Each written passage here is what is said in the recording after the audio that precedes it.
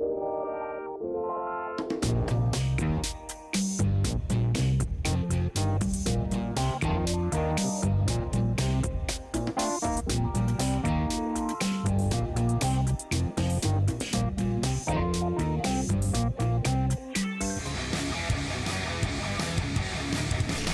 watching EVH and Gear TV, brought to you by Design 39 Media. Visit design39media.com for all your website, photography, and video production needs.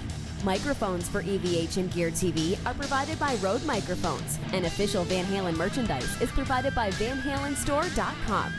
And now, here's your host from Ontario, Canada, EVH artist Eric Broadbent.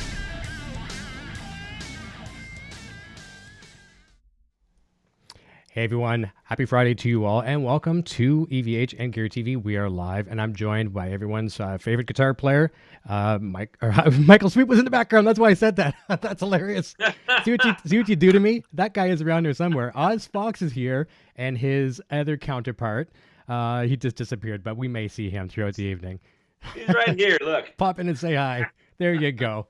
See, I always have these kerfluffles hey, when... Man. You guys do your thing. I look at what I'm holding. Dirty laundry. Life of a rock That's star. what I'm doing right now. Laundry. Dude, I'm so sorry. I left all my stuff in the in the washing We'll machine. take care of it. But hey, brother, you guys have a great podcast, and it's good to see you, man. You're growing your hair long. I am. Dude, you're looking sharp, man. Look at all this gear. Oh man, that's a ton of stuff. Thank you. Nice. Guys, have fun. All right. Thanks, Michael. I swear to sometimes, doing these test calls is a good thing. Sometimes it's a bad thing because I get so sidetracked talking to it. We're ad-libbing and having some fun off the air. Right. That's awesome. So anyways, Oz, how you doing, man? You got a break from the bit of the tour, day off today. And you're obviously, I was asking if you're at a hotel, but you're at Michael's place. So how you been doing? I'm doing great, man. It's really awesome. The tour is, we just got done with our 5th show of the tour. And that's not counting what we did in Italy back in April 28th or something like that, I think, right? Somewhere in we there. were there, and we were there for about 5 days, and we played an acoustic show on a Friday, and then a festival on a Saturday. So it was really, really cool. It's nice to be in Italy again. Yes, we've been there before. So was it comfortable weather while your stay was there?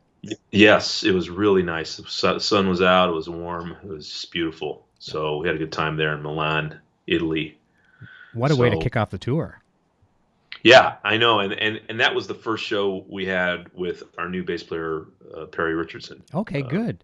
And I'm going to ask you some questions about that later on too, as well, to see how things are going that way. But I mean, some bands, some of their first shows of the tour could be like, a dive in the middle of the winter somewhere, and you're lucky that way.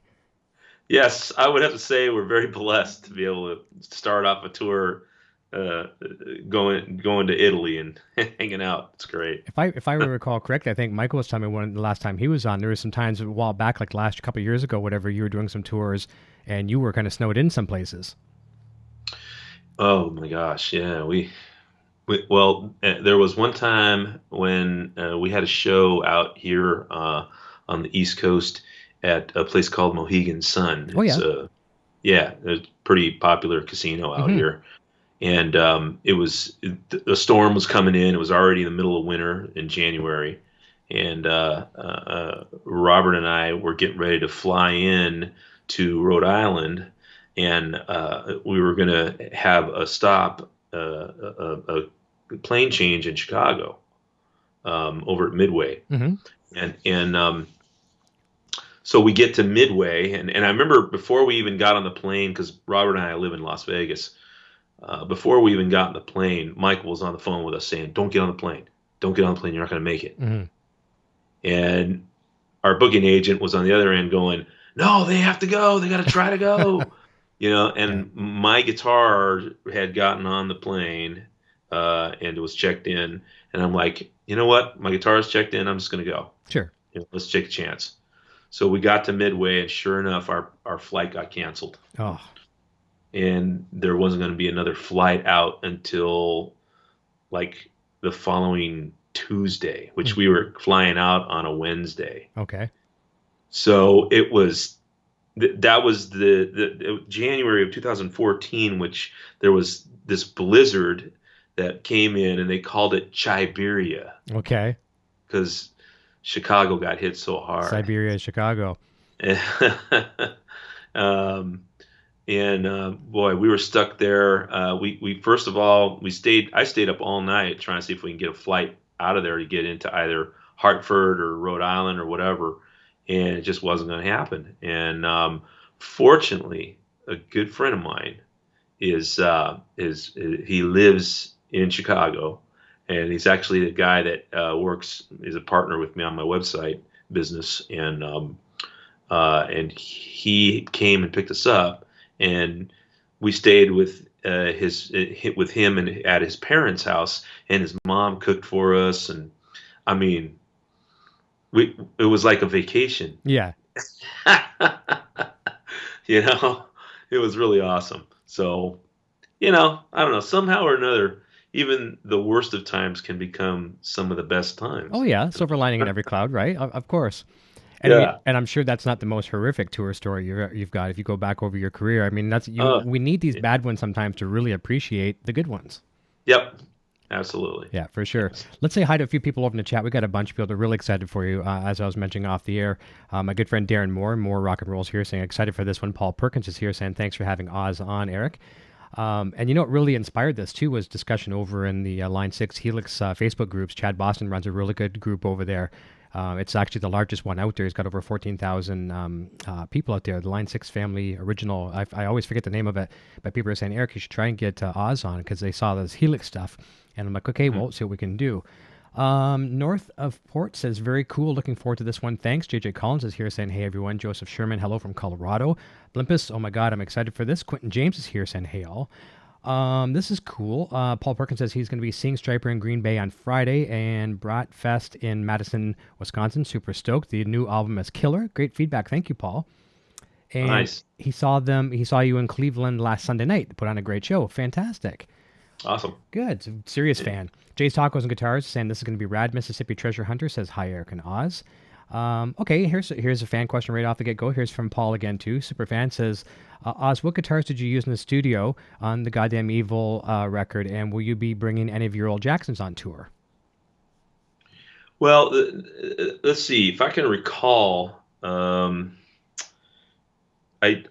believe I brought I brought a Jackson soloist with me to my old Bengal Tiger Jackson from the To Hell with the Devil. I still have that guitar. I still play it.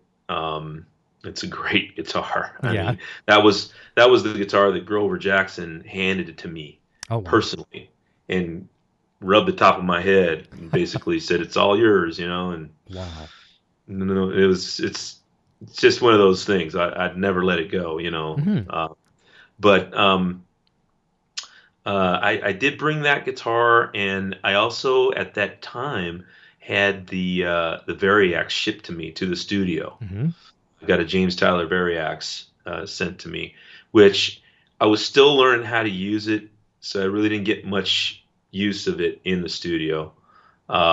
It had just come to me. I had to sit down and start reading the instructions on it, and it's a very involved piece of equipment. It is, yep.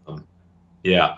So but I believe I used the Jackson for a few things. We used a few of Michael's guitars. Michael's got so many guitars, it's insane, and they're all really nice guitars. So for me, it's nice to have a selection of different guitars to use, and sometimes some of his old favorites are there. He's got some real nice Paul Reed Smiths that sound great, and he's got a couple of knockoff Les Pauls that we tried and we actually used. And I don't know if anybody's heard of it's a brand called Grassroots. No, I haven't heard that. They're out of Korea. Okay. And they make some really nice knockoffs. And a partner of mine, another friend of mine, he got an overstock of them, and they look just like Les Pauls. Wow. And they got the bookend top, the book top, and everything, and they play really nice. well-made guitars. So he put some new pickups in one of them, and actually played a clean guitar in a song called "Can't Live Without Your Love" with that guitar. But the majority of it, I would say, the majority of the stuff was played on one of Michael's Paul Reed Smiths, because it just felt good. It had a good tone to it, and I did some soloing with my Jackson, and I'm not soloing, but like little parts of part like harmony parts, because that's when we go in the studio, we pretty much just get drums, bass, rhythm guitars, and some harmony guitars we work out. And then what I do is I go home, and Michael, when we're all done with that, Michael comes home and he does all his vocals, and I go home and I do all my solos at home. And so I can do it in my little home studio that I have, and I send the tracks in and they just pop them right in. Well, that's perfect. So, yeah. And I would have to say all of everything that I did was on my Jackson Soloist, my old Tiger Striped Soloist that I've had for years. So, it's just sometimes those favorites are why fix something that isn't broke? That's right. The way I look at it as well too, you always have a guitar. I have one here as well too. We all do. We have that one guitar, I'm sure. You might pick up 5 or 6 in a row, and they all have a story, but one really has a story. And that one, like as you said, handed to you, kind of blessing to you, the mojo passed on to you. I'm sure you can look back at that guitar, and if there's one you have to know you can count on. Even if there's a guitar that's better or inferior, that one is going to be the one that's going to not let you down. Right. Yeah, that's cool. Yeah, nice story on that one too. So that's a good answer for Paul Perkins there, asking about the studio. Let's have a look here. Who else we've got? We've got JD Gonzalez all the way from Venezuela, which is very cool. He pops in here from time to time. Kyle Scott is here. Coffee Drinker is here. He was really excited about this one. Brian Gazelle says, would love to know how Oz incorporates the Helix into his live rig. Did he model any amps or use it just for effects or routing? So there you go. That is a perfect question, and I had that on the itinerary for the evening. Tell us when Helix kind of came into your life, and how you do incorporate it into your rig. Well, let's go way back to 2005. Okay. When we were doing, let's see, what was it? I think it was a Reborn album. And we were going to start touring for that. And I needed something that, because at that time I really didn't have much gear, and as amp-wise at least, I had sold most of my stuff off, except for a few goodies that I kept, but they were just too big and bulky to tour with. And Michael had suggested to me, and Michael's like a equipment guru. Yeah, he is. He knows a lot about gear. Michael had suggested the Pod XT Live. Okay, right. That was when they first came out with a floorboard model of amp modeling and all that good stuff. So, I went in, I found one, checked it out, started working with it, and I got a tone that, pretty much got that Stryper tone that I needed. And then I think afterwards, they came out with the HD series, and I ended up with an HD 500, and I played with that when they came out with it, and I played for several tours after I got it, and it just seemed to work really well for me. It got the tone I needed, even better than the XT Live. I still have my old XT Live, by the way. Nice, that's good. Yeah, I still have it at home. It's like sitting there smiling at me every time I walk past it. But and so I used the HD 500 for quite a long time. Line 6 actually gave those to us to use, and we had a whole bunch of Line 6 gear that tour that we toured with. And then obviously as time went on, they came out with I know that we had seen the Fractal Axe Effects that had come out, and at that time they were all rack mounted. It was rack mount gear, right? And I really didn't want to go with any rack mount gear. I didn't want to have to worry about getting cases for it, and I still kept my HD 500 with me. And I think Michael ended up using a Fractal for a long time, and then when the Helix came out, it was like, wow, this is right up my alley. I like the way it looks. I like the choices in it, and I can route everything totally different than I would have on a HD 500. So I made a connection with a guy named Matt Ferguson over at Line 6, and he as soon as he had one available, he sent it to me, and I started using it back in I think we did the 2016 tours with that Helix. Okay. Which I mean, it was just a great piece of equipment to have on hand that I could dial in whatever I wanted and pick different models and cabinets, effects, comp limiters, everything was in it that gave me choices. So I started messing around with all the different models, and I think that the amp that pretty much came close to that saturated style of distortion for the kind of guitar playing that I play was the Angle. Oh, right on. The Angle, and it's like it's actually, they call it Angle. Yeah, I have to. Yeah, they can't really call it an Angle. That's right. But and it was it had a pretty good tone to it. It was just alone without any kind of like a tube screamer or something in the front of it. It sounded really good. But I do use the I believe it's the model of the Ibanez tube screamer. Oh, right. Yep. Yeah, and I use that in the front of it to kind of give it that extra sizzle, a little bit of bite.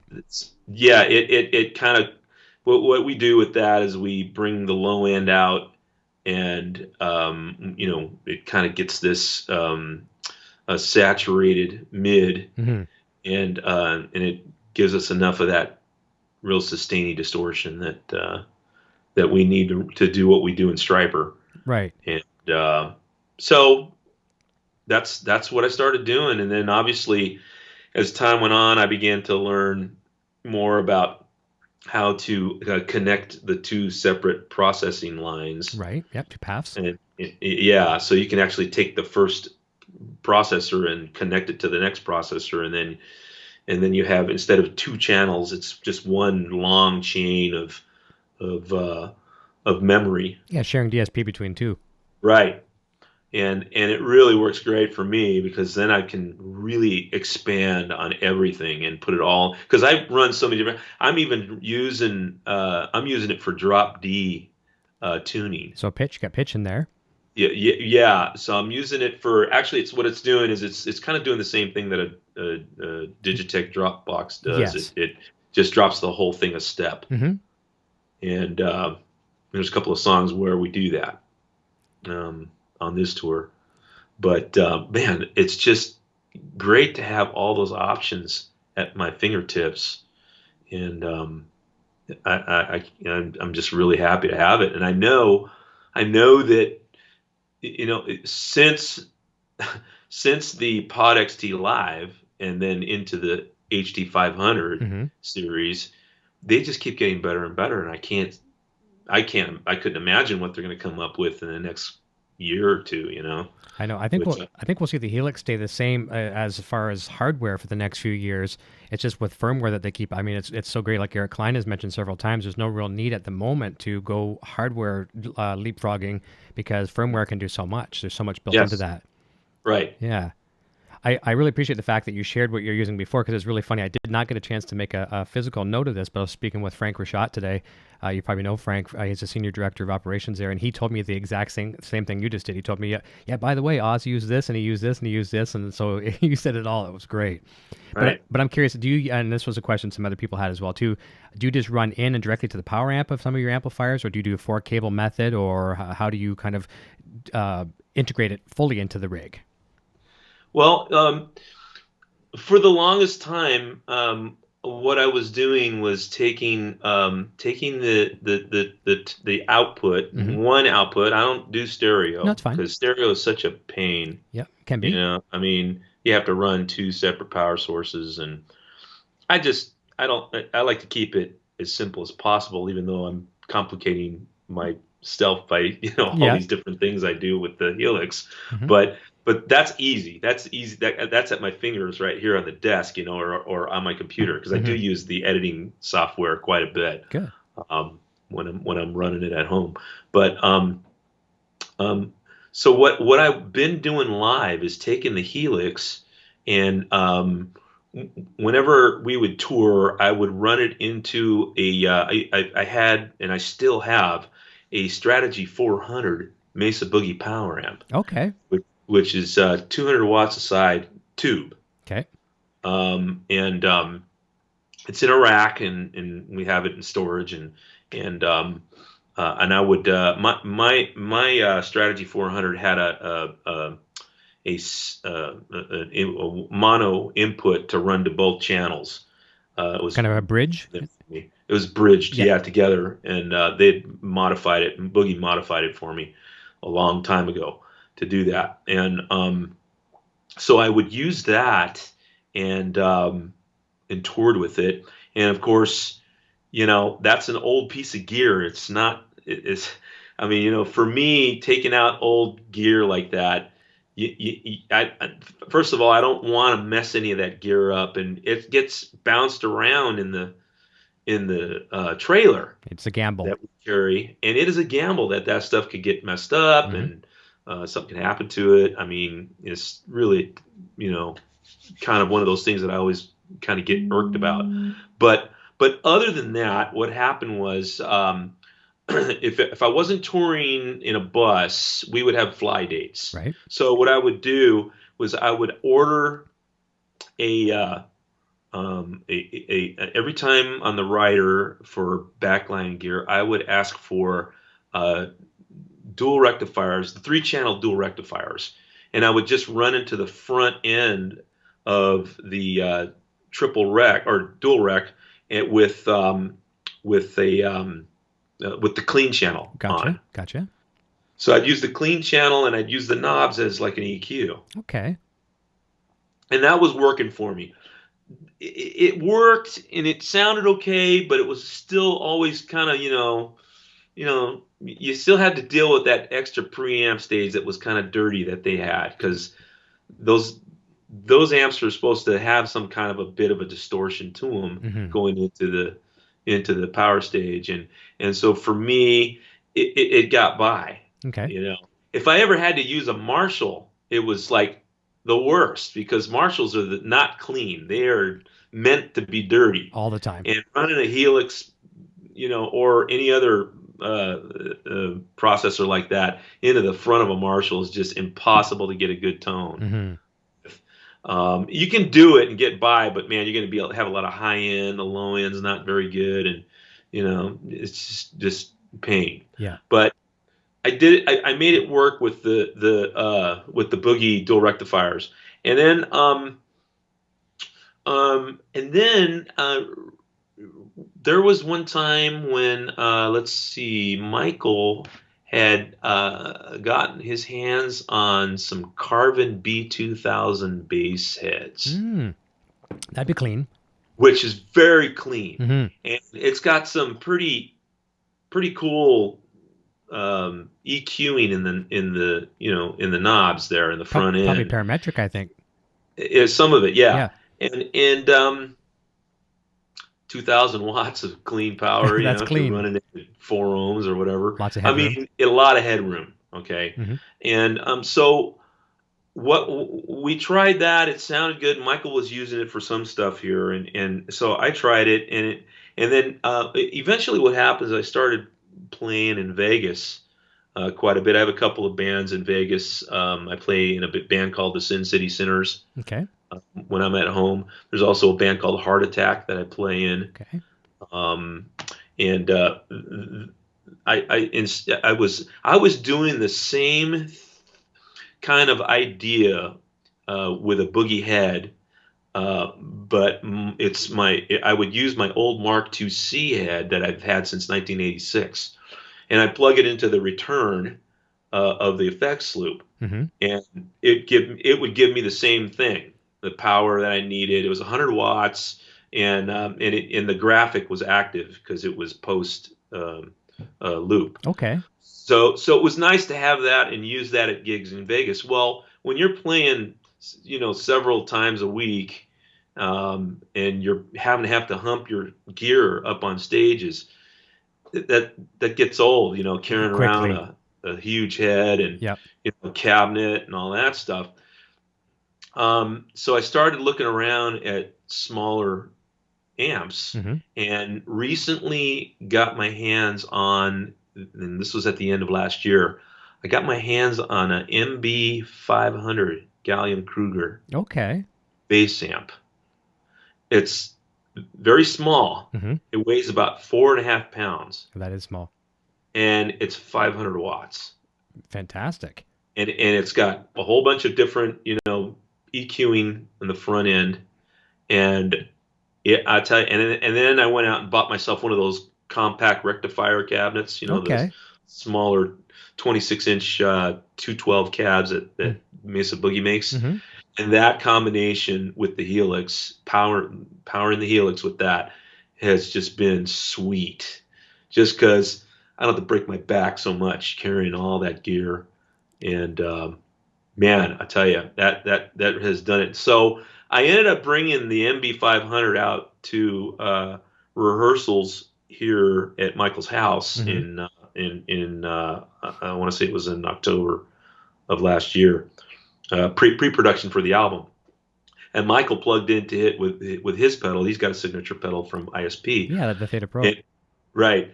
And he was like, "This is great." He loved it. So then we ended up buying. He's got 2 of them, and I've got 2 of them, and we've got them on the road with us now. Oh, cool. So that's what we're powering our stuff with right now. Are those MB? We've got 2 500s and 2 800s now. So you're using one of each for backup, I would assume? Well, yeah, they're definitely backups, but we use them all. Okay. 'Cause the way I run my rig, I've got 4 Mesa Boogie 4x12 cabinets behind me, and the bottom cabinets I run with one of the power amps. The top cabinets I run with another power amp, and then I just kind of bring in the tops enough so I can hear a little bit of a monitor there. Right. And the bottom cabinets are pushing more volume, so and they usually mic that. So, but yeah, that works for us. That's fantastic. Well, the days of yesterday, like when you guys were first getting into it, everything throughout the 80s and whatnot too, it was all about proving before you even got on the stage and played your note, you had to look like you owned the place. You had the backline had to be towering like a wall. And nowadays, even most bands that are used to do that, it's not about the impression anymore. You're getting cleaner stages, a lot of modeling stuff. No one, even though you're not lugging most of your stuff anymore, you're still lugging a little bit. It's not, you don't need to kill yourself anymore. No one wants to kill themselves out there lugging the stuff and being in a wheelchair. Right. Exactly. Yeah. Well, and then, this tour, there's going to be some small stages we're going to have to play on. Yep. And that's cool. Because we booked a whole bunch of different shows, and some of them are huge places and some of them are very small, just to fill in those dates between Tuesday and Thursday. Of course. We're going to have to do that. And so we're looking into picking up those monitors, those small wedges that you get. They're like, I think they're like 1,000 watts or 2,000 watts or something from Headrush. I don't know if you've seen those. Actually, I have, and you probably haven't even seen these yet either. Those are very, very cool. I haven't played through one yet, but Line 6 just brought one out too. I just did a demo on it today. Have you seen the power cabs? No, I haven't seen that. Do me a favor, do yourself a favor and take a look. They're about 250 watts. Okay. And I just did a demo on one today. They're you can use them flat response if you want out of the Helix, or they have. Here's the cool thing: speaker emulation in there with about 6 different models from Celestion, the Creambacks, all that kind of stuff. You should just, before you make I'm not trying to sway you either way. Have a look at it. You'd love it.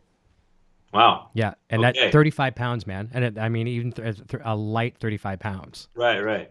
Yeah. Wow, that's amazing. Well, I didn't even know about those. Yeah. Yeah. Look, take a look. I'll send you a link. I'll text you after the show. Or I'll Okay, text you over yeah, the do weekend. that. But So that's cool so though. that's my rig basically. That's what kind of a little history and Oh, connection of how I run everything. the fans love that because let's say you're in a big arena. It's easier when you're at some of these smaller clubs. You get you guys up front. They want the gear guys. They want to see what you're using. They can look at your Helix. They can see what you're running back there for your amps, rack, everything like that. But you're in an arena. It's like you might see some kind of a big black pedal board, and that's all they know you've got. So it's nice to put the pieces to the puzzle. But I do think as much as sometimes musicians will say, well, we have to put a Tuesday and a Wednesday show in here between the two arenas. Those small shows sometimes can be better than the arena shows. You got, you're sweaty, you're up there intimate with the fans. There's this intravenous connection between you and the fan because the arena, as you would obviously know, I would never know this, but the arena, you probably never see the same person twice. In the club, you're looking at, some dude getting into it, whatever, or a girl or whatever, and you're connecting. You get to meet some of the fans. That's a pretty cool experience. Yeah, it is. It is really nice, and I enjoy that. I enjoy doing, especially like in Vegas, playing places like Fremont Street. Okay. And you're playing on a Sunday night, and all of a sudden, I'm seeing people that I used to go to high school with. Nice. They come showing, what do you do? I couldn't believe it was you playing on the stage. And, I'm up there jamming Zeppelin and everything else. Oh, that's very cool. Yeah, your friends probably start coming out of the woodwork. I know him. We're best friends. Meanwhile, you might not have actually been best friends, but now that you're a famous rock celebrity, remember we hung out all the time. No, I was at your house once, dude. You know what I mean? Yeah, but that's cool though. It is good to see people from the old neighborhood for sure. Yeah. Wicked.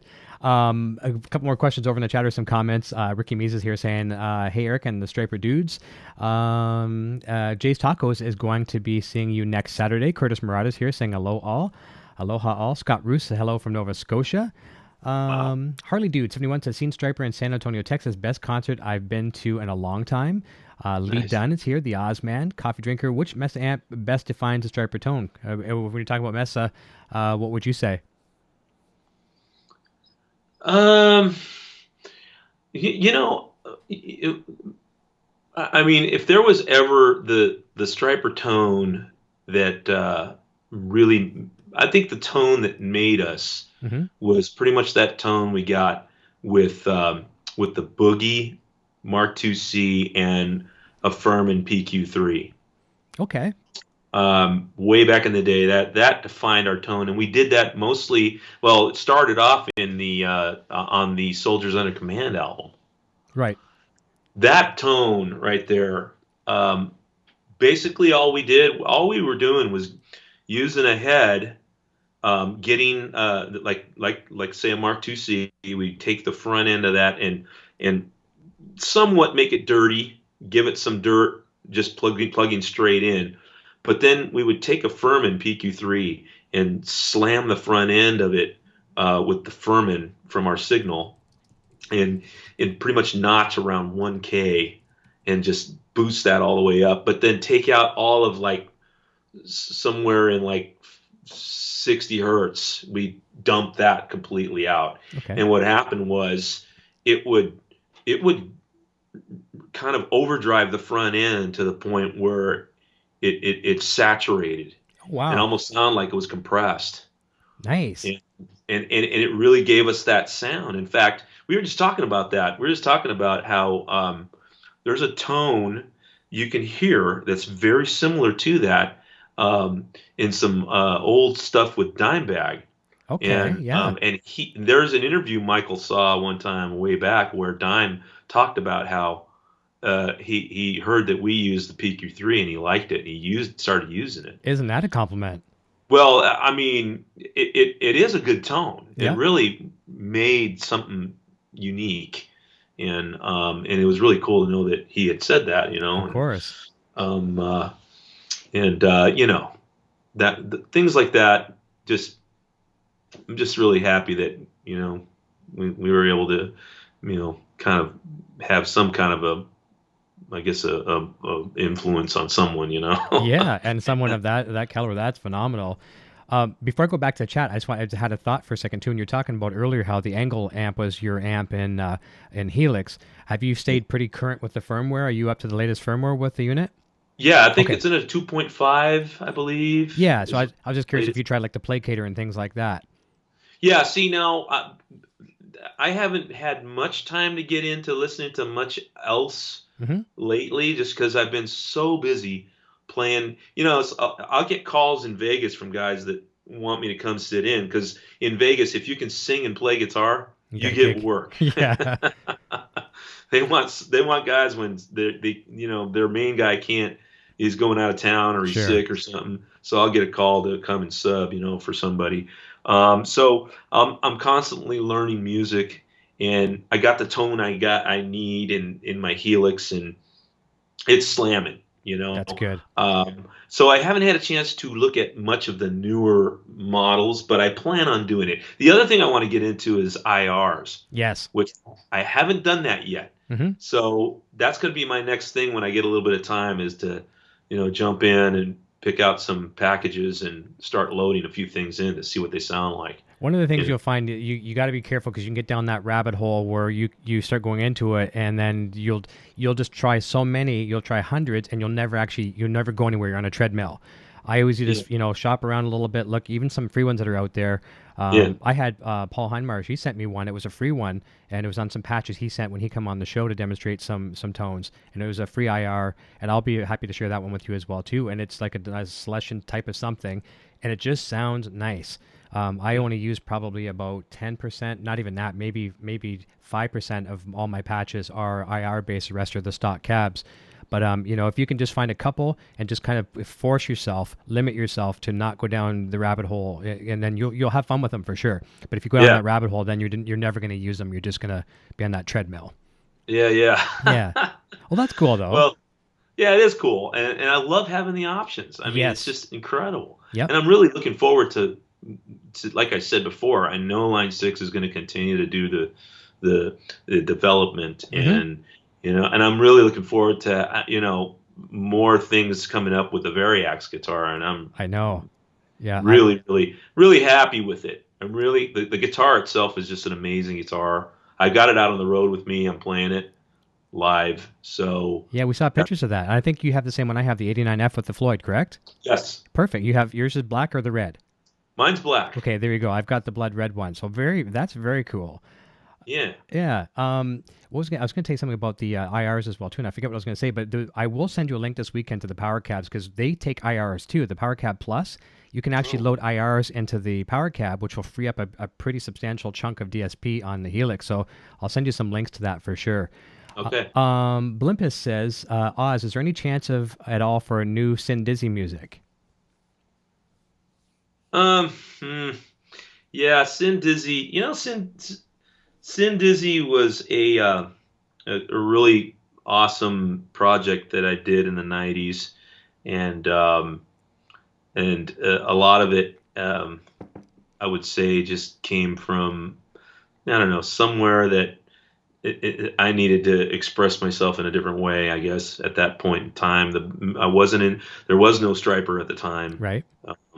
And I just happened to run into the right combination of guys, to do it with.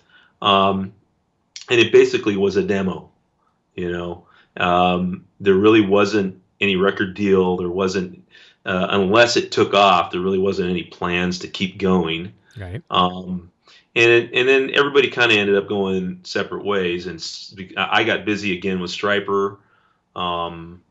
It just kind of fell by the wayside to some degree. And then our guitar player Bobby McNeil was in a tragic accident and passed away. Oh, I'm sorry to hear that. Yeah, and after that, it was kind of like, I don't even know if I could even go down that path again without Bobby, and so pretty much that's history. Yeah, it's like life's telling you, okay, that was a fun chapter, but we're gonna have to move on. Yeah. And any more efforts that I have, I'm gonna do either with Stryper or, I'd like to do a solo album someday. That'd be great. So at some point, that's like that's a big, huge like bucket list thing is to do because I haven't done one. Honestly, I've never done a solo album. Yep. You've never seen an Ozbox solo album because I haven't done one. So, so one of these days it's going to happen. It's probably not going to be the kind of music that everybody would expect. Okay, it's not going to be. It's going to be a lot of my influences, and I've been studying jazz for the last 3 years. And, oh, cool. And so I'm hoping to incorporate some of that into it, which that's already affecting my playing, and I'm doing things that are from that, all of that studying and stuff. So it's great. It's really awesome. I think that'll be regardless, the fans are going to love it. There's no doubt about that. And even though it's not going to be what they may expect, it's going to be a very, very good thing for you to do. I think it'll be some musical therapy for yourself too. The fact that, you've never taken the time just to say, okay, I'm going to have a little bit of time for me now and release something like that. I think it could be really good for you. Yeah. Well, and when it happens, I'm not gonna. I'm not the kind of person that makes a big deal out of anything. It'll just be kind of announced, and hopefully people will catch on. Yeah, here you go. If you want to come and grab it, come and grab it. And you have the means to do it. You've got your own studio. You've got the gear. You just have to find the right hole and schedules and some time, and it'll happen. That's fantastic. Yeah. North of Port says, Oz, any guitar company sponsorship or new guitars in your future? Well, I mean, I mean, right now I'm pretty locked in, and there's no contract or anything. It's just pretty much by shake of the hand, I guess. Gentleman's with agreement. 6, them giving me, they gave me the Variax to start using, and so that, and I'm pretty much stuck, in a place with tone by using the Helix the way I do. I'm just right there. You can't. You get a tone with something and you don't want to change. You just kind of like right there. And so I stay pretty dedicated to the stuff that I use. And obviously for Line 6, I've been doing it since they came out with the XT Live. So it's great, and they work with me, and they've been good to me, and I'm very happy with them. As far as the only other thing with guitars that I have going is GMW. Yes, a question. Guitarworks. GMW is in Glendora, California. A guy named Lee Garber is the owner of it. And Lee works out deals for me so I can get guitars, and they're very, very nice guitars. I pay for them because I don't really want to be signed and be an exclusive guy to any one guitar company, only because I don't want to get just stuck playing one type of guitar. Sure. I would rather play with whatever I want. So that's kind of where I'm at with that. I also, I mean, not too long ago, I got my hands on a GJ2, which I wanted to keep my relationship with Grover going, and getting the GJ2 was pretty special for me, because that was, pretty much the next chapter that Grover got into for making his own style of guitars. And so I have one of those that I use every now and then. I can take that out with me. It's a very nice, short, small, light guitar. It's one of the I have the Areti top of the line Areti guitar. Okay. It's a 22 fret with a Floyd. Really great guitar. It plays like butter. A nice travel guitar too, being a little bit lighter. Yes. Yeah. Fantastic. So, yeah, I don't really have any plans on being with anybody unless somebody approaches me and for some weird reason says, hey, we want you to use our guitars. We'll give you X amount. I'm going to need at least 4 or 5 guitars, to play different places. And I'd like to get some money compensation for playing them. Yep, of course. That's kind of the way I want to do it. If somebody ever does that with me, which I'm no Joe Satriani, so that's may not happen. Well, you never know, but that's the thing too. There has to be a bit of a two-way street, especially if you're going to get locked in, because now that kind of limits. It's like an actor going to do a gig and say, "Okay, well, you're only allowed to do this. You can't venture out to any other gigs." Well, I'm losing some revenue here. Yeah, Yeah, for right, sure. exactly. Yeah, Paul Perkins was going to ask you about the GMW guitar, so there you go on that one, Paul. Scott Roos says he used the XT Live as well. Broken Chains is here saying hi, Oz. Ricky Mees says got a question. What brought on the black and yellow? Did that have any Van Halen influence at all? The stripes? The black and yellow started back in when Robert Sweet designed his drums Okay. one time in all kinds of different yellow and black shapes.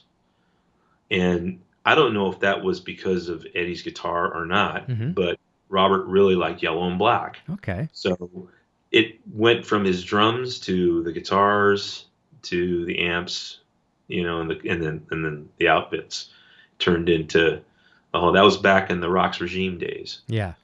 And before I even started with Rox Regime, I was the last guitar player for Rox Regime. Okay. So it was shortly after that when I joined the band, it was shortly after that we got signed to a record label, Enigma Records, and then Enigma didn't want us to use the name Rox Regime. They wanted us to come up with something else. Okay. So then that's when the name Stryper came into play, and then all of a sudden, bam, the rest is history. Oh, that's cool. Great story, man. I'm really glad to hear that because I didn't know that whatsoever. So shapes eventually become stripes too. That's very cool. Yeah. So that was from Ricky Mees. And this is a good question too. Scott Roos says, would love to see some of your presets on the Helix. Always interesting to see people's approach. Now, you don't have to commit to this, but down the road sometime after you get a break on the tour, if you ever wanted to share a patch with me, with our fans here, I'll put it up and we'll give it a download for exclusive for EVH Gear TV fans. That'd be awesome. That'd be cool. Yeah, and by the way, I mean, and this is something I should probably mention, is that I have a website called Sir Oz Academy that people can subscribe to. Okay. And I will be sharing patches and tones and all that kind of stuff on my website. So Great. it's just like a $10.99 subscription to get in, and it's by month, $10.99 a month, or $99 a year, or something like that. But it's kind of like a Netflix thing. You go in and you've got a library of guitar lessons and tones and interviews and all kinds of stuff. Oh, fantastic. So so that's a place where I will be posting more things about the Helix in time, as well as the Variax, and I also post stuff like guitar solos that I've done on songs. You'll find some Stryper songs up there that I put together a kind of a lesson on. Oh, people will love that. Yeah, that's good because there's so many tutorials out there from everybody. Some are good. Like, I mean, this applies to everybody: Van Halen to Stryper to Stevie Ray Vaughan and Kiss, or whoever, how to play it. And everyone's got a certain direction, but nobody's 100% accurate. So the only person who's going to be as closest to 100% accurate is yourself. So that's fantastic. Exactly. Yeah, I love that. Oh. Speaking of which, we're talking. I mentioned Frank Rashad earlier. He's in the chat as well too. So Frank's here from Line 6. What was the other question here as well too? And he was just telling me today about your rig. So it was really nice that he was sharing that with me. Pete, I can't say the last name. Konarski says going to see these guys in Des Moines in 2 weeks. Can't wait. Jay's Tacos Guitar says, did Kiko play the first half of the Lost solo? So he wants me to play it? No, he said, did Kiko play the first half of the Lost solo? I'm not sure what he's referring to there. Kiko? Yeah, I don't know. Unless he made it. Well, hey, first half of the Lost solo is, let me see, how does that song go again? Lost. Da, da, da, da, da, da. Okay, no. Michael plays, it's actually in 3 sections. Okay. Michael plays the first section. I come in the second section. And then there's a harmony guitar part in the third section. Okay. And I played the harmony part. In fact, I did it at my house, sent it to Michael, and I said, hey, here's a harmony part. If you want to do one of them, then, and he just threw it in. He left it. Nice. So, so that's pretty much how that works. Okay. There's 3 sections of it. And my grandson is actually in the chat. B. Carlson's here, saying he's wishing me good luck. So thank you, B. Appreciate that. You know who we have to talk about as well too is our very, very, very good mutual friend. He may be here tonight. I'm not even sure. But he's been with you on the road a little bit, Mr. Adam Reaver from FU Tone. What do you think? Oh, yeah. What's this guy do? You think for the world of guitar players, including yourself, like some of the world's best guitar players out there, yourself in that same company, are using this incredible product of his. How do you think it's been helping guitar players out there? Well, obviously, it's great to have the solidness it brings to the guitar. Mm-hmm. It brings more sustain. It brings just a more of that true bite, Mm-hmm. to the guitar. I've got several of my guitars loaded up with his his parts, and it's great. It's great to have it. It does feel, you can feel it. You can feel the difference. Yes, you can. And it's amazing to have it. We talked about it in New York about him helping me work on kind of doctoring up my Variax. Yeah. So that would be really interesting to see what it does to that. I love anything that's going to make your guitar pop more and feel better and come alive. Adam's doing that. His products are bringing more life to the guitar. I agree 100% on and that. it's really awesome. It's great to have it. Great to have somebody as knowledgeable as he is about it all. So, Adam, you're doing a good job, man. He does. When it comes to Floyd, I call him the Floyd doctor. I mean, he knows it inside and out. And it's so funny. He always laughs at me because he's told me 17 million times, because I get all the Eddie Van Halen guys messaging me, Eric, what kind of a brass block do I need for this guitar? Which one for this one? And he's like, Eric, you can use this one for 3 of these guitars. And he always laughs at me, right? But I approached him the same thing as well, too. I want to do a couple hot rods on the Variax as well. Probably about a 37 or 42 millimeter brass block on the trem. More than likely on that guitar, I'd probably go with the naval brass string lock blocks. I think that'd be fantastic. And then upgrade the everything else with stainless steel. Just like what I always tell people, and I'm sure you'll agree with this, the stainless steel accessories are more for longevity than they are the tone. They're just to prevent rust and corrosion, stripping and seizing. Everything else will do your tonal increases. Like your brass block, of course, that's when your guitar just instantly sings 10 dB louder than before, Right. Yeah, very, very cool. Yeah, he's great. Great stuff, man. Yeah, it's brought up a lot here on the show for sure. So I know he was with you guys at M3 for sure, right? Was he there? Yeah, I think he was there for M3, but he also came to New York. Yeah, right. And he did some stuff he did some work for Michael right there. Perfect. Right on the spot. So, yeah. So it's great. It's great that he's out there making a difference for us. Awesome. Yeah, for sure. So we can't have a show here without mentioning, it's an EVH themed show. I want to talk a little bit about Eddie Van Halen, and I'd like to know what your thoughts were, like the first time you heard his music, and maybe how old you were at the time, and how did it impact you as a guitar player after hearing whatever it was you did from Van Halen? It had to be 1978. Oh, nice. I had a clock radio, and it wasn't even digital. It had these flappy numbers that flapped down. Okay. And and I had to wake up for school at like 7 in the morning or something like that. And one day right at 7 o'clock, my alarm went off, and You Really Got Me started. Oh, cool. And it started on the radio. I had it on KLOS or KMET, one of the two. Mm-hmm. And that was in California, by the way, in Southern California. And I hear this guitar, and I'm thinking, oh, the Kinks. But then I heard all these licks coming out of it, and tone, and, Diddley Rough, what he sang at the time. Mm-hmm. And I couldn't believe it. I was like, what is this? I sat up in my bed, and I'm like, oh my God, who is this guy? And then afterwards they mentioned it was Van Halen. And I went and talked to all my musician friends. Have you heard of Van Halen? You Really Got Me? And they're like, that's old news, dude. And I'm like, holy mackerel. So at that point I bought the first album, and my mom had a turntable that was 33, 45, played 33s, 45s. And 78s or whatever, but it also had a 16-speed on it. Oh, slow it down. It was almost a half speed. Okay.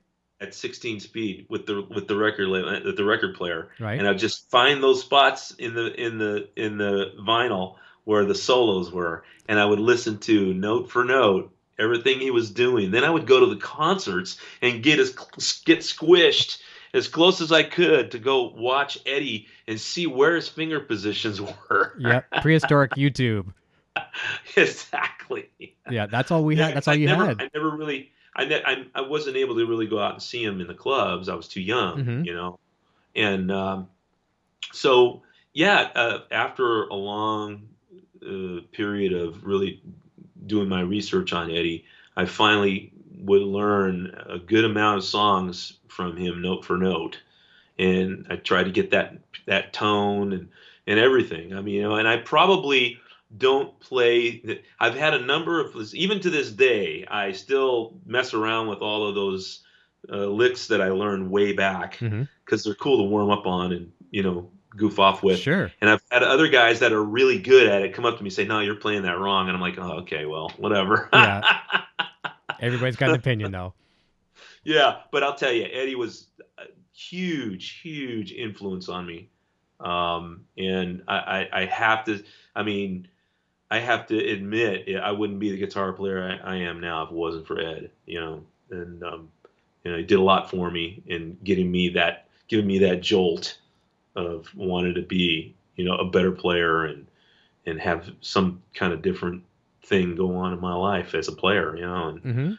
so, you know, yeah, pretty much. He's done that that's for a my lot of story. people. He's done that for a lot of people, and that's very cool. But what I really like about the guy is this folklore. Okay, so back in the day, you had a record player that would slow it down to almost half speed, and you'd go catch a couple shows, and that was your introduction to Van Halen as far as learning it. That's the best you had. You didn't have the tab books back then. You didn't have internet back then, or even video cassettes like lessons that we have, or we used to have a few years back.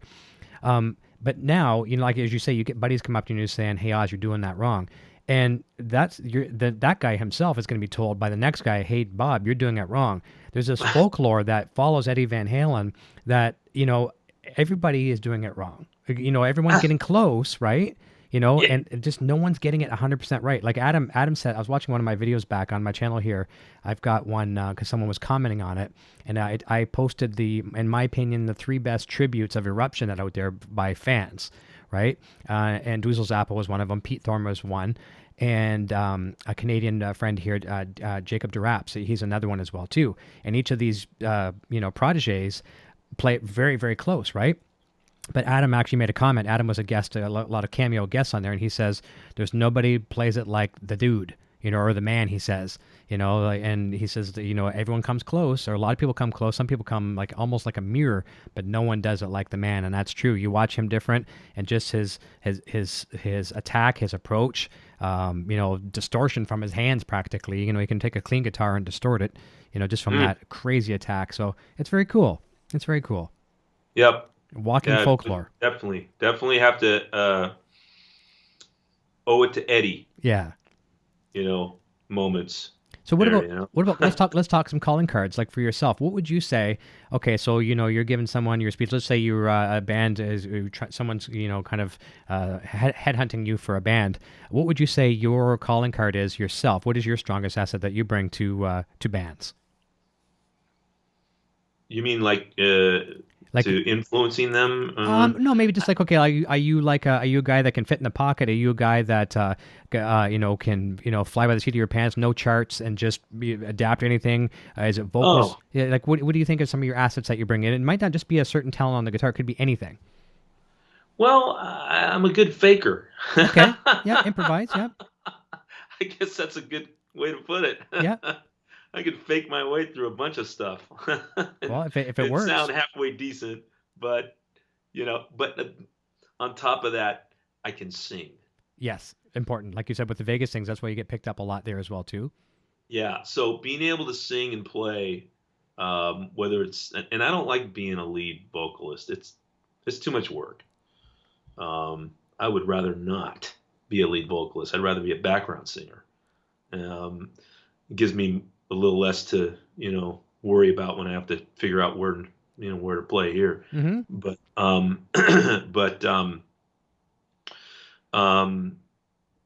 I I mean, I don't know. I don't know how to answer that other No, than that's a good answer. I do my thing. I have a number of things that I know how to pull out of my frets, and I get in there, and I have a tougher time playing with clean guitar or cleaner guitar. So I've got to always have this tone that's, like a jet engine, Yep. that whole, I came from that whole school of the big guitar distorted tones like Van Halen and Randy Rhoads and all that stuff. So, which by the way, I have a pretty cool Randy Rhoads patch in my Helix. I came up with. Nice. You made it? I pretty much dialed it in, and we used it for the Randy Rhoads Remembered shows in Vegas that we've been doing. And Stacy Blades, I don't know if you know Stacy. He's another good friend of mine. He lives in Vegas. Okay. He likes to use that tone. He plays, Believer and all that cool stuff. So, but I mean, those tones just filled the room. Yeah. It was that those were the kind of guitar tones that you didn't need huge, and that's what I use. I use that tone, and I'm more familiar with that. It's more sensitive, and it responds and gives you more harmonics, and you could do a lot of cool things. You can do cool things with chords, and I mean, it's pretty amazing to have that kind of way of playing. But then when it comes to trying to play like, when it comes to playing cleaner guitar, I have trouble doing that. Like I have to play Sweet Home Alabama, and you got to clean your guitar up a little more with that. Yeah. And trying to do all those licks, man, it just drives me nuts. I can't. It's hard. It's hard to do. I mean, I could do them, but it's better if I had more distortion. Yeah. And I don't have to worry too much about getting the pick tone out or anything. So I think you just made a lot of guitar players happy, including myself. I know for a fact you made a lot of guitar players happy because a lot of us, and I'll admit that I'm a one-trick pony, and there's a lot of one-trick ponies out there, and there's other ones that have a million tricks up their sleeves. But myself, I look at it as when you don't have that gain or your comfort zone, maybe it's a reverb and a delay and your nice distortion that you're used to, you feel like you're running down the street half naked. And it's a very uncomfortable situation, especially like you say, if you're in some type of an improv type of a gig or you're the hired guy and you're doing something out of your comfort zone, you don't have your tone, probably at the end of the night, the audience is going to, including the band, can say, you did a good job, Oz. But you're probably looking at yourself saying, how did I get through that, right? Yeah. Yep. Yeah, that happens quite a bit. Yep. I know doing the jazz thing, that you got to play completely clean with that. Yep. But the cool thing about that is I'm learning to play more stuff with that clean tone in that jazz style, more chord melody. Learning how to do the way jazz players play their arpeggios.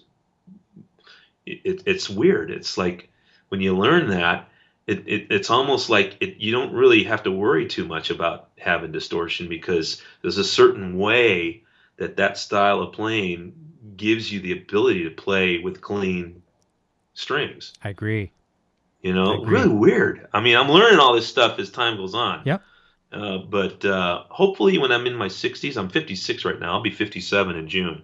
But hopefully when I'm in my mid 60s, I can just kind of go to like some of these lounges in Vegas and, sit in and, maybe sub for some guys, and not really tour too much, I don't, when I'm getting that old, I don't know how much more I'm going to want to be out on the road. Yeah, Michael says the same thing too, but I hopefully we won't be doing it in our 70s, That's right.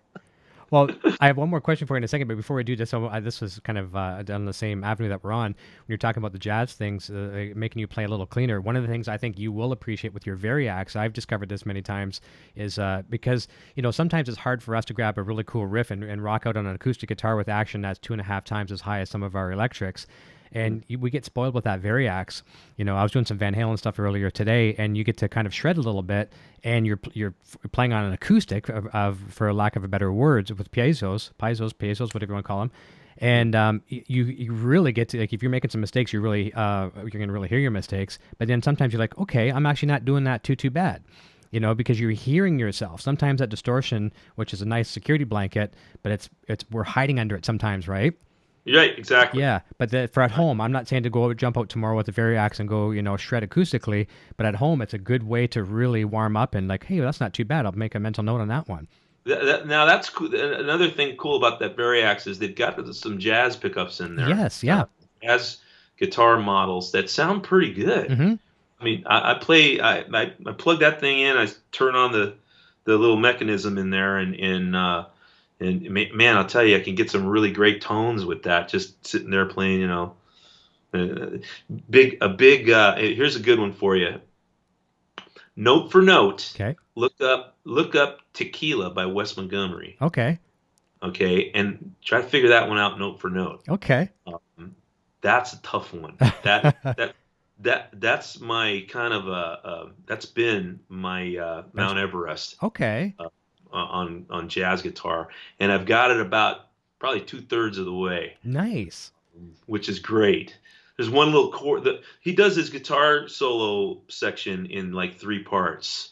He does kind of a simple octave thing in the very beginning, and then he gets into a faster kind of moving around with octaves in the center of it. And then the very end of the guitar solo is all chords moving around with just these amazing chords, like different inversions and stuff, and back and forth into, all these 6 and diminished chords. It's like unbelievable what he does.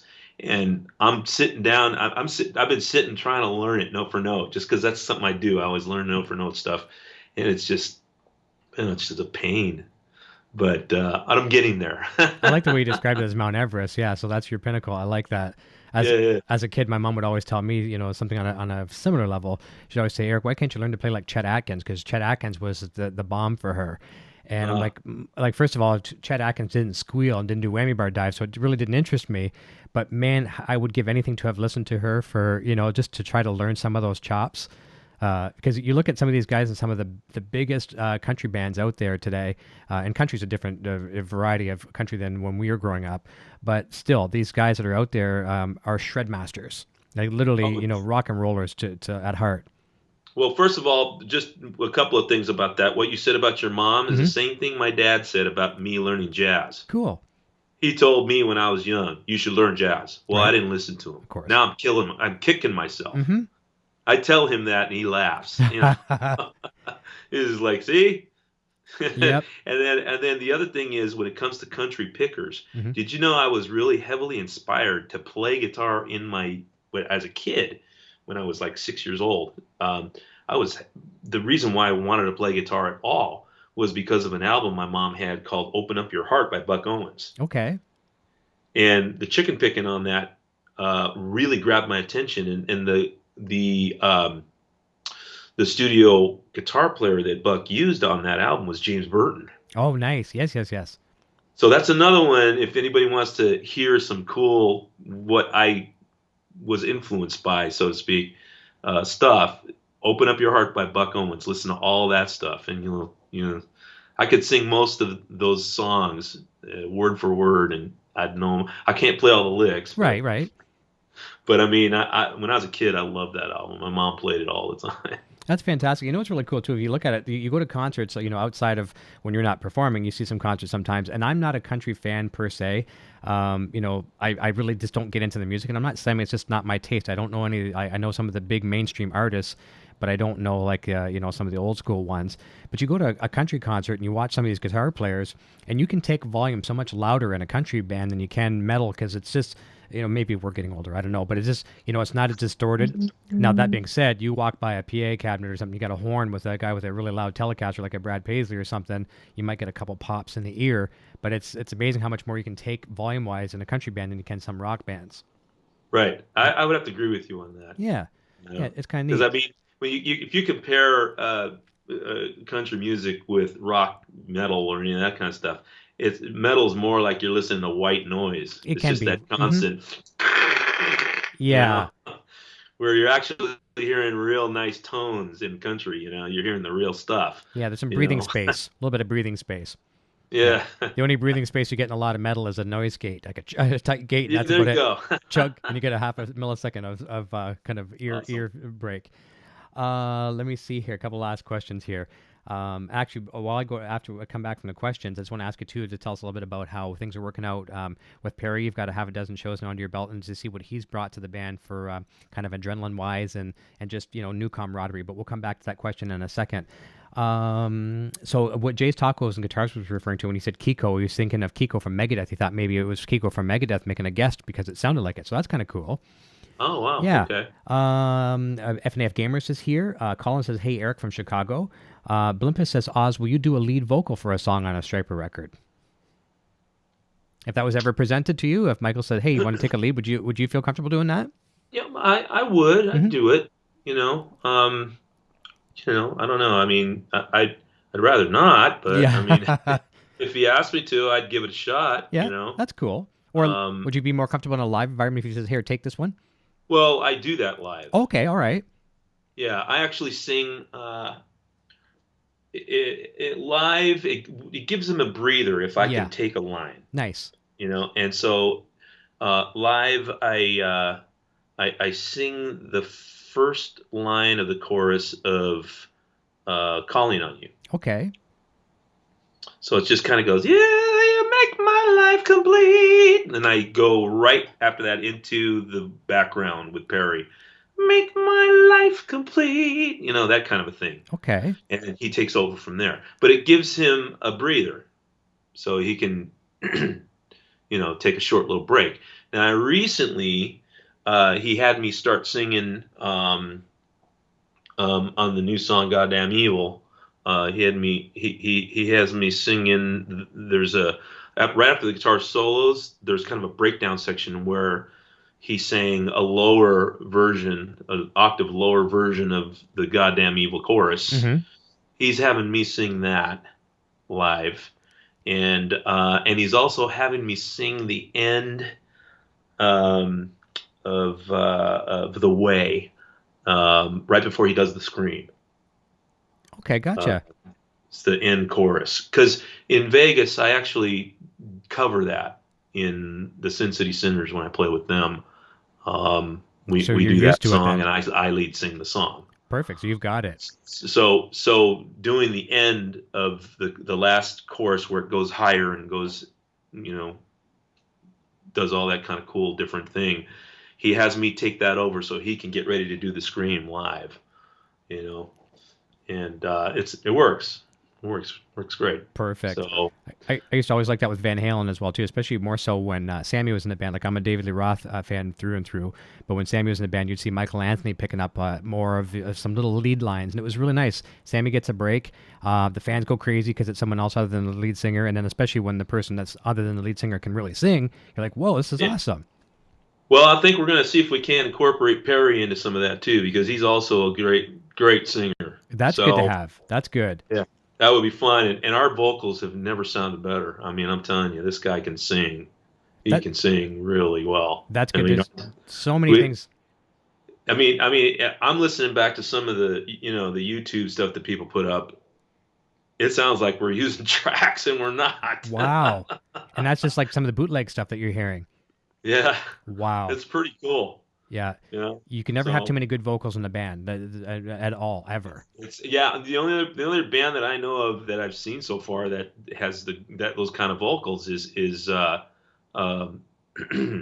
Ranger. Okay. We just saw them at M3. Mm-hmm. Those guys can sing. They are great. Yeah, you guys were on the same bill, same day, right, on Saturday? We ran out. Yeah, we were on the same day. Fantastic. Yeah, I would have loved to have been to that show. That would have been fantastic. Well, so we jumped right into Perry there. Tell us a little bit. So he comes to the band, and obviously he's you guys have kind of crossed paths over the years in different bands as well. But what has he brought as far as like always getting somebody new in the band kind of shakes up the band in a good way sometimes, and tell us how it's kind of changed the nucleus and maybe the morale of Stryper. Yeah, well, Perry is just a wonderful guy. He's laid back. He's got a great heart. He just is happy to be a part of what we're doing. For the longest time, he was doing country, Mm-hmm. and it's being in a band with us. It's more like family to him. Okay. It's something, I guess I would imagine.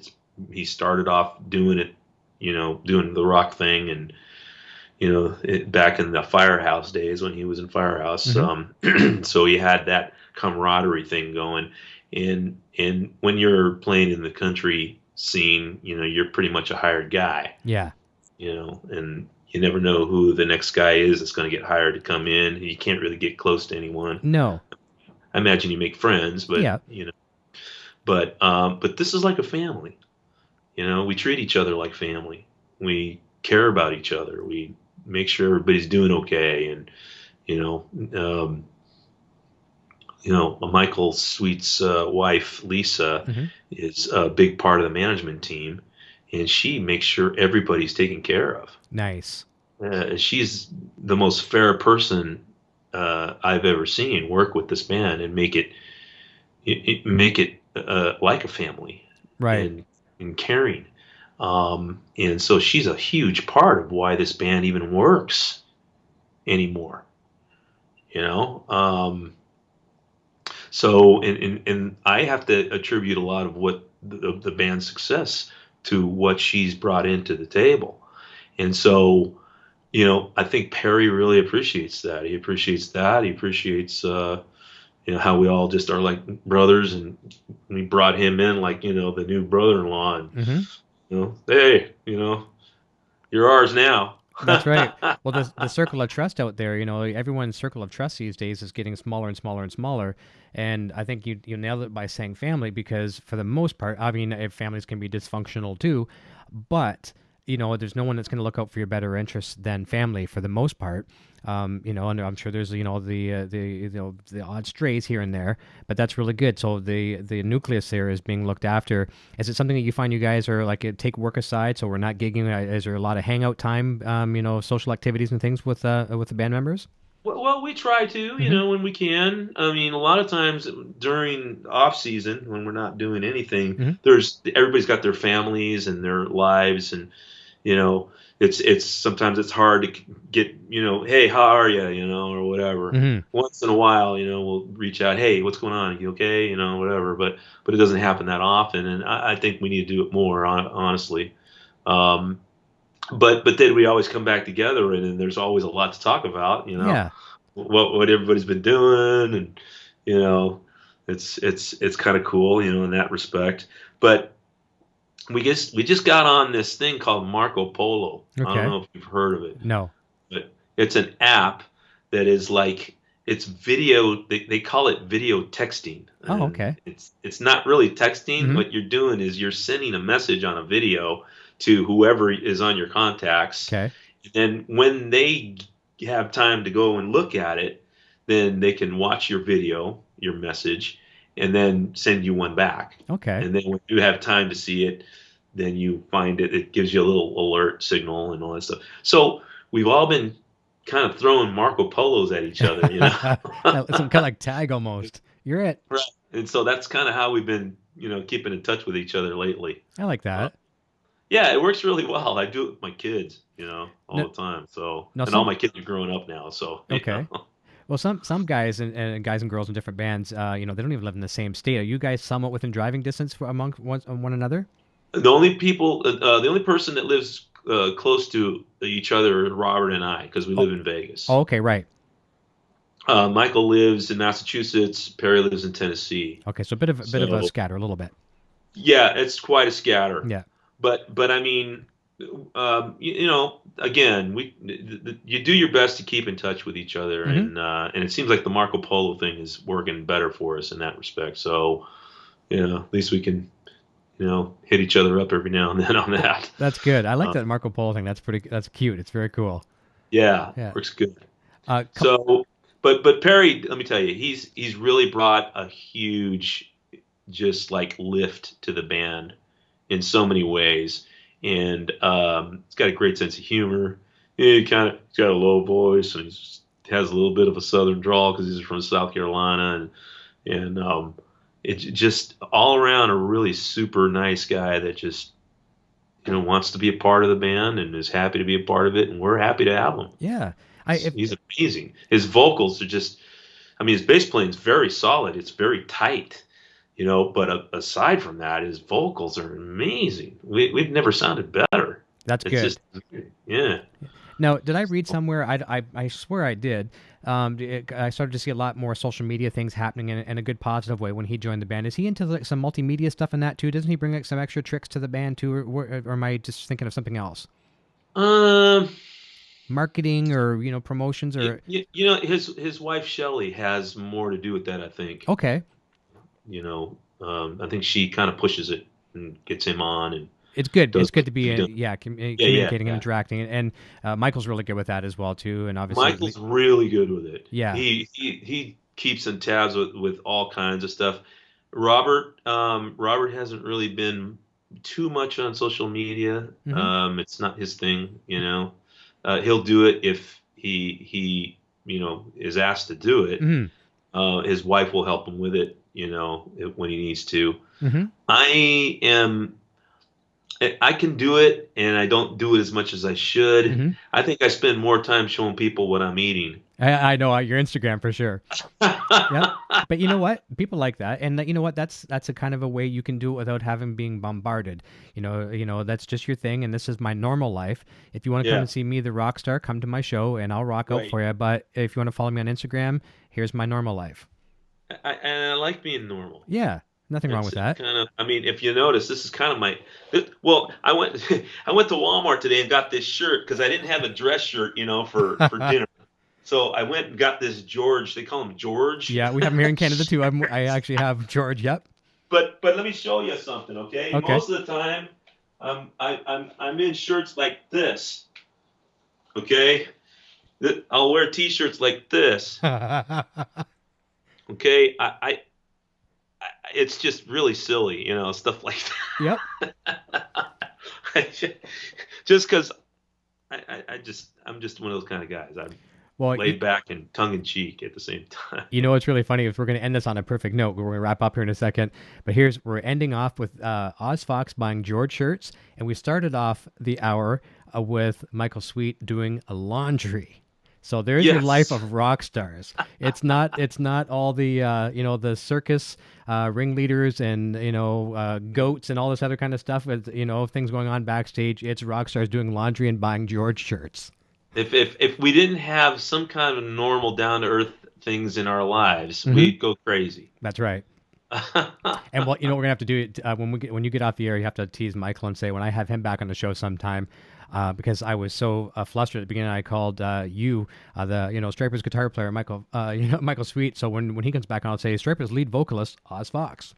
We'll get him back. So, but it's awesome. I was very, very happy to have you here. We're going to wrap up here in a second, but I've got links down below to pretty much all your social profiles. We've got your website on there as well too, so people can find that academy that you were talking about. Oz Academy. Yeah, perfect. So have a look down below. Subscribe to Oz's platforms, Facebook and Twitter as well. Follow him on those platforms. And anything else you want to talk about before we wrap up? Anything that's any promotions or charity gigs or just anything at all you want to mention before we conclude? I mean, if anything, my whole thing is it's great to be back out on tour again. Hopefully we'll be able to do more and more albums. Hopefully people will go out and find the new Goddamn Evil album. And that they'll enjoy it. Like to make a quick mention, if anybody, my wife runs a nonprofit that helps women get out of sex trafficking, called Hookers for Jesus, and she does really great work, and she's got a lot of people behind her. So she's always looking for people to support and help out however they can. So look her up. Her name's Annie Lobert. Okay. I'm totally behind what she does. It's just an amazing thing. I get to spend time with the girls she helps every Sunday. We take them to lunch. Nice. It's really great. That is an epidemic. That's a bad epidemic, and people tend to want to look away sometimes because they don't want to deal with things like that. But it is an epidemic. I work with Crime Stoppers in the local area here as well too, and I get to hear about things like that. And it's good that she's assisting in that avenue for sure. Yeah, it's really great. And she's got a book out called Fallen. It's actually called Fallon. Okay.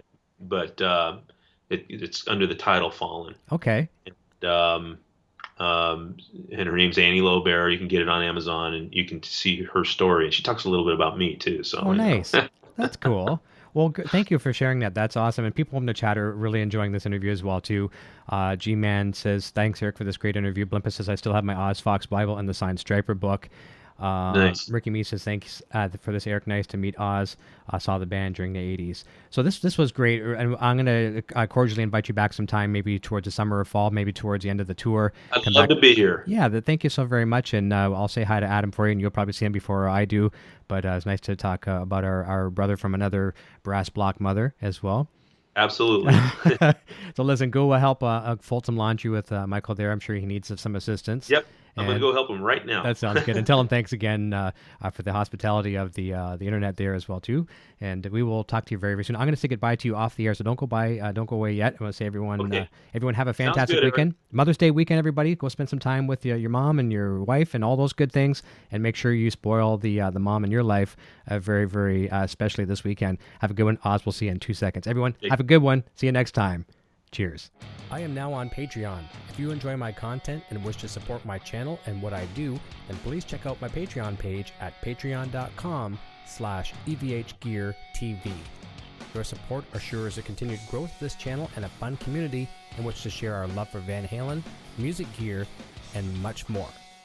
My name is Eric, and I'm playing Wolfgang guitar. Video production services provided by Design 39 Media. Visit design39media.com for all your website, photography, and video production needs. Microphones for EVH and Gear TV are provided by Rode Microphones, and official Van Halen merchandise is provided by VanHalenStore.com.